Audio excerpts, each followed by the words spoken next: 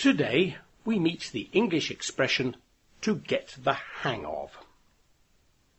If you get the hang of something, it means that you have started to do it properly. You are not an expert yet, but you have understood the basic idea. For example, imagine that you are learning to swim. You have never been swimming before. You are a complete beginner. The other people in your swimming class are complete beginners too. The swimming instructor stands at the side of the swimming pool and shows you what to do.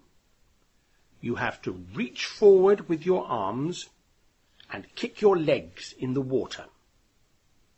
You try it. You splash wildly with your legs, and the poor swimming instructor gets very wet. A lot of water goes up your nose. But you do not move. You try again and again. By the end of the swimming lesson, you can swim about 2 meters without your feet touching the bottom of the swimming pool. Well done, says the swimming instructor. You are getting the hang of it. He means that you are beginning to understand how to swim. Kevin is learning to cook. Ever since he was a student, Kevin has lived off food which comes in tins or packets, plus takeaway pizzas, of course. Then he met Joanne, who is a good cook. But she is not willing to do all the cooking. She thinks that Kevin should do his share. So Kevin buys a cookery book with beautiful pictures of delicious food. He sits in bed and reads it. The first day he cooks some chicken. However, the oven is too hot and the chicken is burnt. The second day he makes some curry. The recipe said to add half a teaspoon of salt. Kevin misunderstood and used half a tablespoon of salt. Then the rice stuck to the bottom of the pan, and the meal was inedible. But on the third day things were better. Kevin made a chocolate cake, and it was really quite good. "This is delicious," said Joanne as she ate a third slice of cake. "You are getting the hang of cooking. Perhaps you should cook every day." Joanne has a nephew. His name is Jack, and he is 3 years old.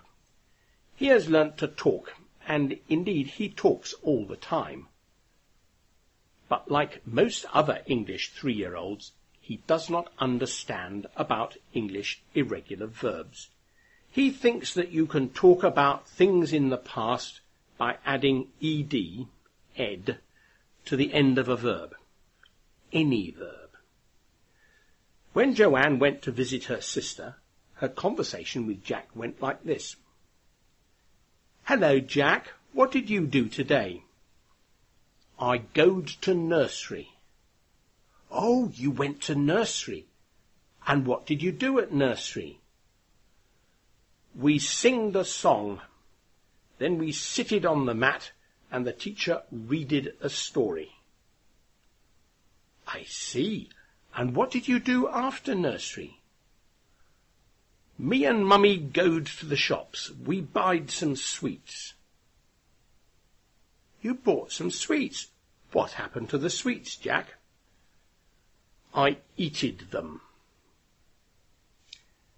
As you can see, Jack has not got the hang of irregular verbs. English would, of course, be much easier if we all spoke like Jack, but unfortunately English has lots of irregular verbs, and you and Jack just have to learn them. Have you got the hang of irregular verbs? There is a quiz on the website where you can test your skills. Goodbye.